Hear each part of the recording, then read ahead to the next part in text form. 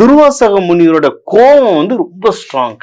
அவர் எதுக்கு ஃபேமஸ்னா அவர் கோபத்துக்கு, அவர் விடுற சாபத்துக்கு. சாபம். அவருடைய வரம் என்னன்னா நீ சாபம் விட விட ஒரு பவர் ஏறிட்டே இருக்கும். அப்படியா? ஆமா, அவர் நிறைய சாபம் விட விட அவருக்கு ஏன்னா ஜென்ரலா சாபம் விட்டா விடுறவங்களுக்கும் சக்தி குறையும். இவருடைய கோபத்தை பார்த்து எல்லாருமே பயந்தாங்க.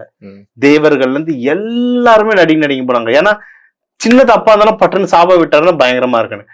அப்போ அவர் கடும் தவம் சிவனை நோக்கி பண்ணும் போது சிவபெருமான் இவருக்கு சொல்றாரு, உனக்கு என் அருளால பிறந்தவன் நீ, எனக்கு இருக்கிற அந்த அந்த ஃபயர் உனக்குள்ளேயும் இருக்கு.